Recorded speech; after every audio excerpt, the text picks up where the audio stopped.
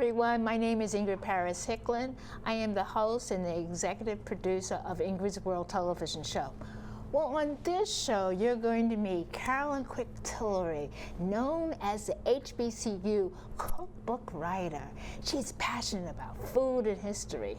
And when she needs to create a pick up and go kind of career, well, she marries storytelling with writing, and you're in for such a wonderful treat because she's passionate about cookbooks and focusing on wonderful, delicious food. Today, we're going to be talking about the African American Heritage Cookbook, traditional recipes, fond remembrance from Alabama's renowned Tuskegee Institute.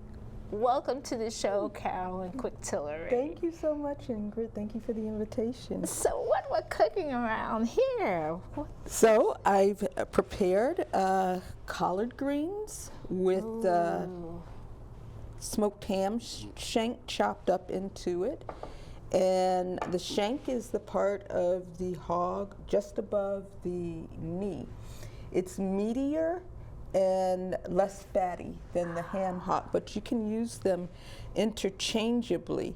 And the innovation for the collard greens is using a crock pot to cook the ham hock for 6 to 8 hours on high or overnight on low. And that just brings out all the flavor and juices. And you cook it until the meat falls off the bone. Wow. Separate the bone from the fat and skin, chop it up, and put it into your greens. I will actually be preparing fried corn today. I wish our viewers could smell the food, because already it just smells wonderful. Those greens, How did you know? Somebody must have told you I love collard greens. No, no one told me. They're my favorite green. I kind of walk past the mustards and the turnips and go straight for the collards. Yeah, I mean, I tried mustard, but this doesn't have the flavor that I like. Right? Yeah. And that's more of a hearty vegetable too. I love it. Yep. So once you've prepared the ham hock and you've set the chopped meat aside, you'll chop up your collard greens, add about a cup of chopped onion, and probably only keep about 8 cups of the broth, and cook your greens until they're done. The important thing to know about collard greens, though, is cooking time varies because of the age of the green or the size of the green. When you go to look for a collard green, collard greens, look for greens. These are pretty for decoration, but it takes extra time to cook them because they are thick. And leathery and have a thick skin. So avoid collard greens like that, or you'll be cooking for a long time, and they're more likely to be bitter as well. And so you'll have to add a little sugar to cut that bitterness. Oh my goodness. Yeah. Okay, so it's like collard greens 101 that I'm taking. I love it. So what's the history of these wonderful dishes? The collard greens, for instance. What's the history of it?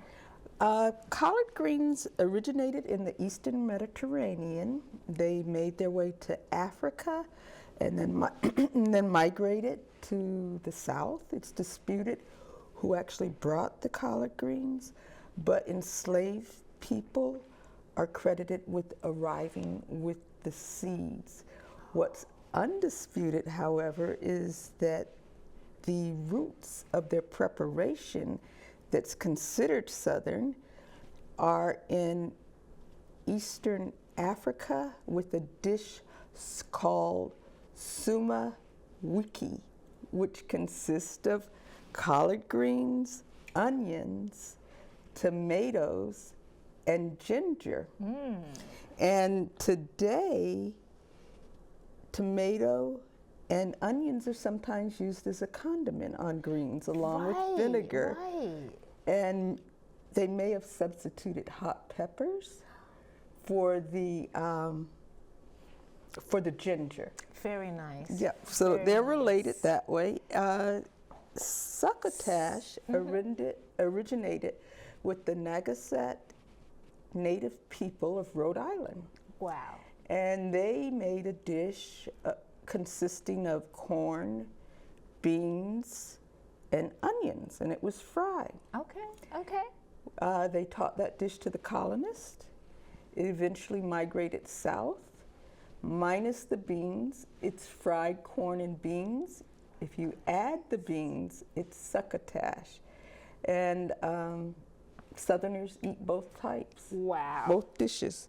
So what are we cooking here today? So we're going to begin with the succotash. Look at me interchanging them. We're going to begin with the fried corn and onions. And we're going to start with 3 tablespoons of butter. My pan got a little hot. We're going to start with 3 tablespoons of butter.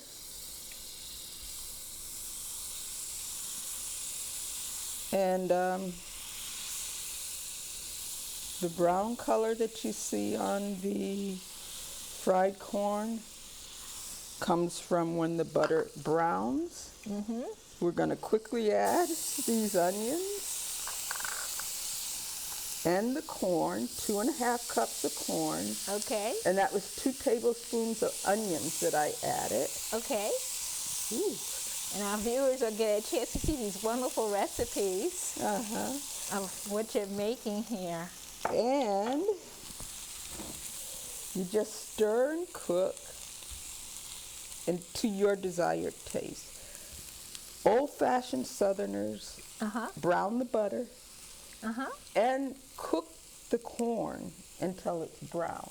What? Until it's brown.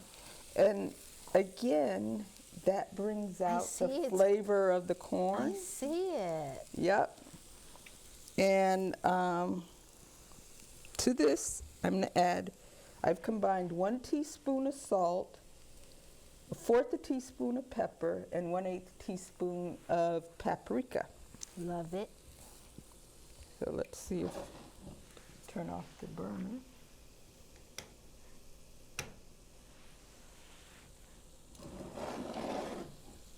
So I'm going to add this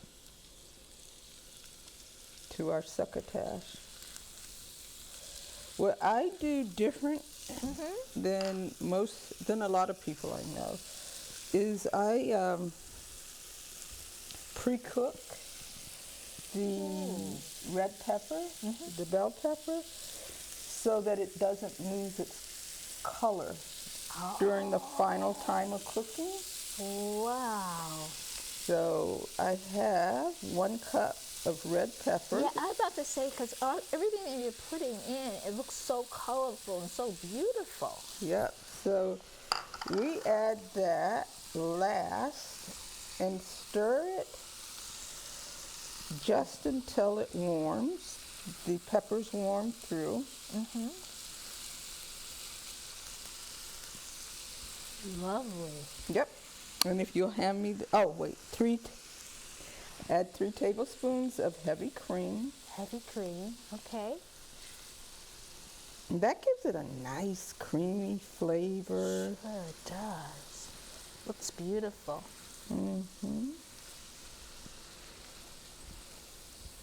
Wow. Okay. And if you hand me that bowl, it's ready to serve up.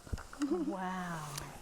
I always bring an extra tablespoon of butter just in case. Yum.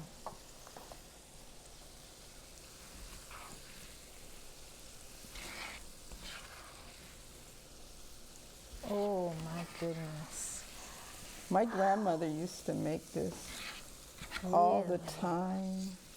Sometimes with the lima beans, sometimes also adding okra. But really, country people substitute bacon fat for the butter. Oh. Yeah. Okay, okay. So Beautiful. this is our succotash. Fried corn. corn. Yeah, It's beautiful. yeah. And so we have that. And, well, I guess we're ready to sit down and eat some collard greens. I've got a surprise for you. You do? I do. Just one second. Okay. Oops. What? I have heard that you like sweet potatoes. I love sweet potatoes. And they feature prominently in the cookbook because Dr. George Washington Carver came to Tuskegee to direct the agriculture extension program.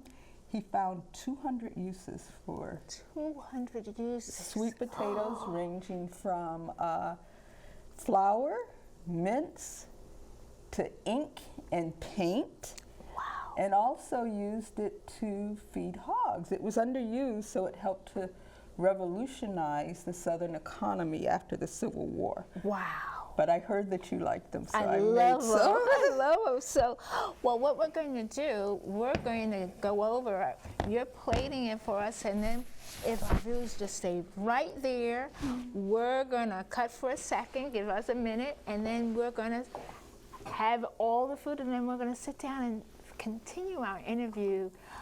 I'll do the best I can, but I'm going to be mainly eating because the food smells and looks delicious. Social isolation is nothing new to older adults who no longer drive. Your older neighbors who have lost their independence rely on the kindness of others to find support and rides in times of need. This is that time. Put yourself in your neighbor's shoes. The pandemic crisis has everyone afraid and isolated in this lockdown, but for older adults, now more than ever. Many older adults are on fixed incomes and cannot afford taxis, Uber, and Lyft to get where they need to go. Seniors who need support and rides call their volunteer drivers angels. When this health crisis lifts, your neighbor will need help to get to their routine checkups and social activities. Their health, both mental and physical, depends on you. Give the gift of a lift so you can be part of the solution. You hold the key to making a difference. Sign up to drive today.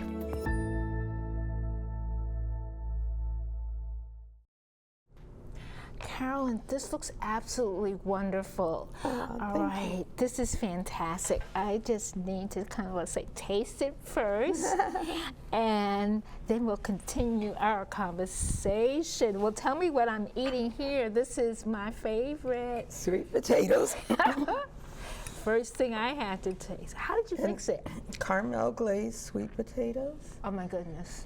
And towards the end, I added orange juice, so that citrus flavor that you're tasting is orange juice. Oh my goodness. It is yummy, delicious.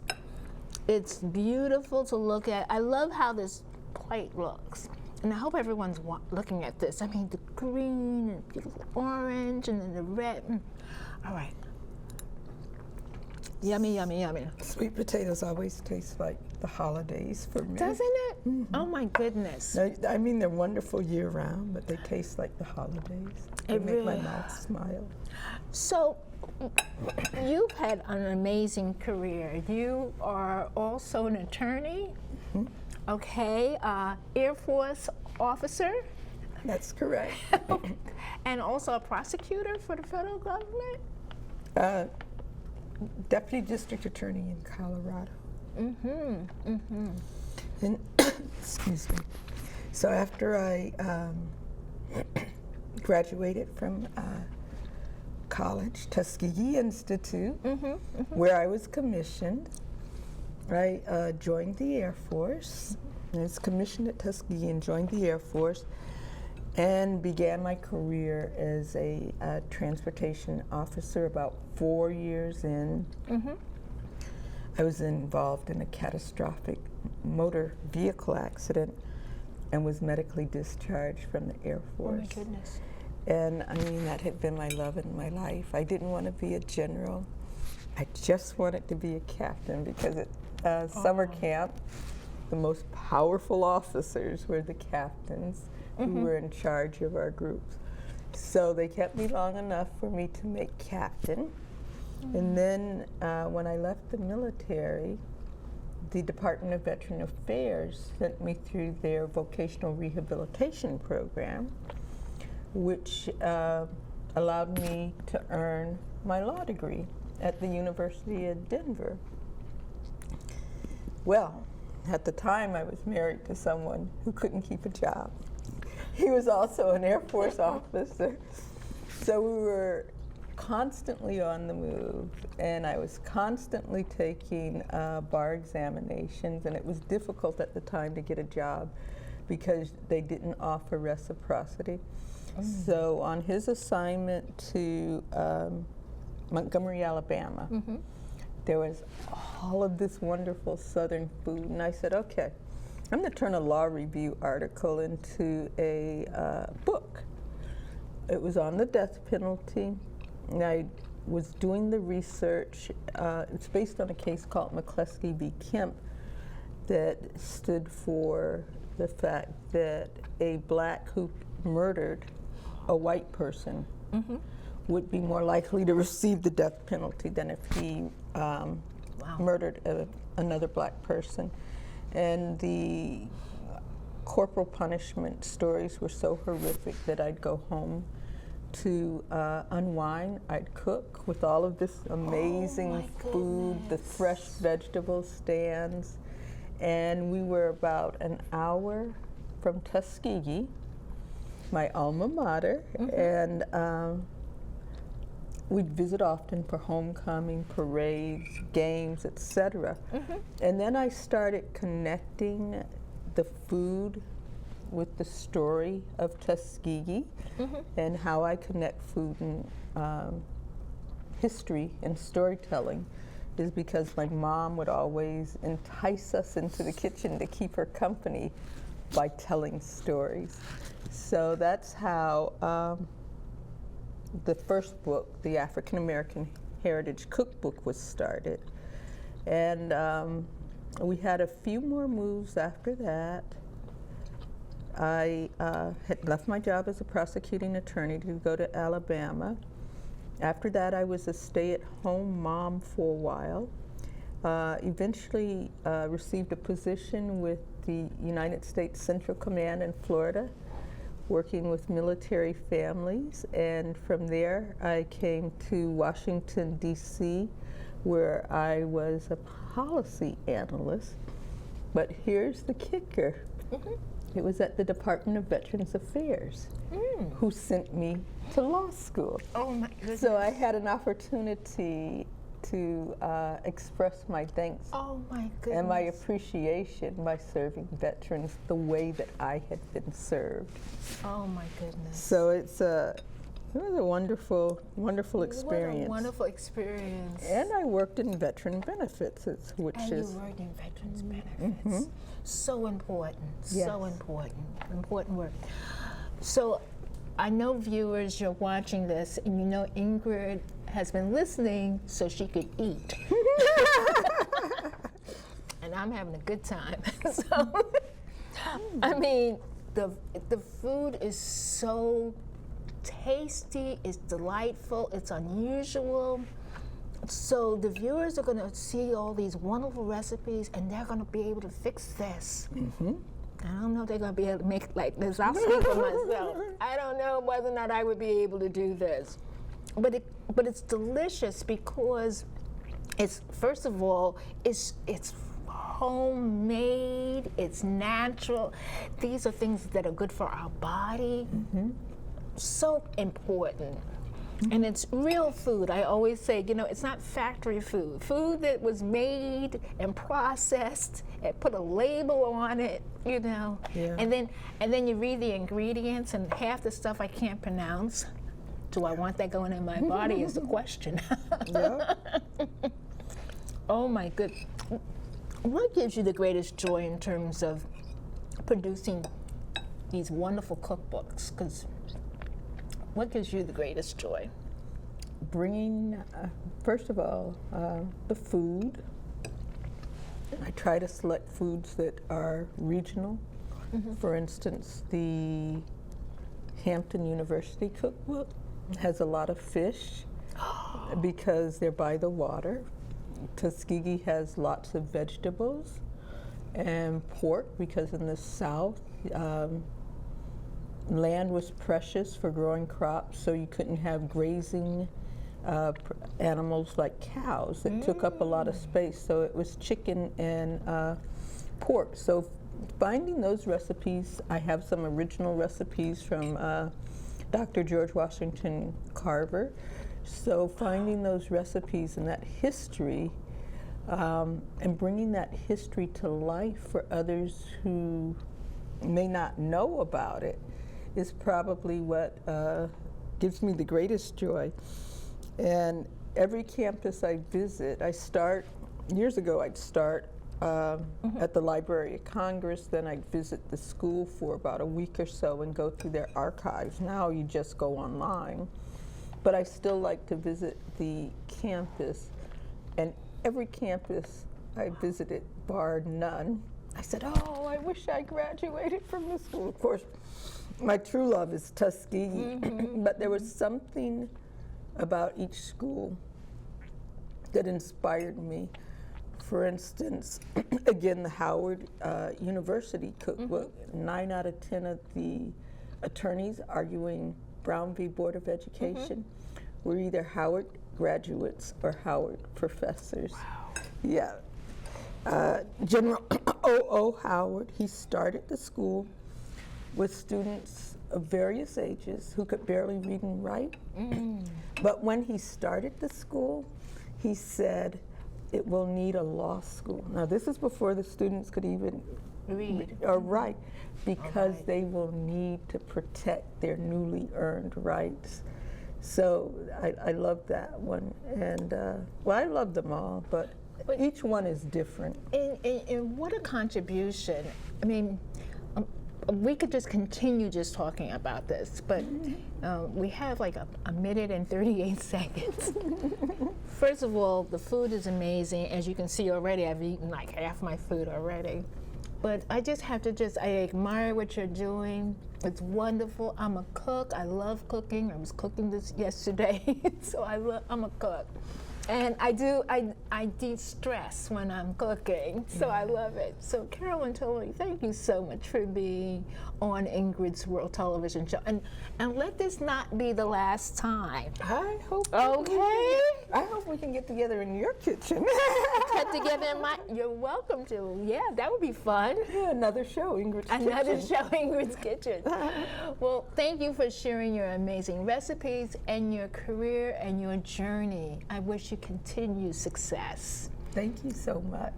My inspirational quote is from one of my favorites, Madam C.J. Walker. Don't sit down and wait for opportunities to come. Get up and make them. Thank you for watching the show, and connect with me on Facebook at Ingrid's World, and follow the show at Ingrid's World VA in X and in Instagram. Remember, you can find the shows on Ingrid's World LLC YouTube channel and ingridsworld.org. Thanks for watching.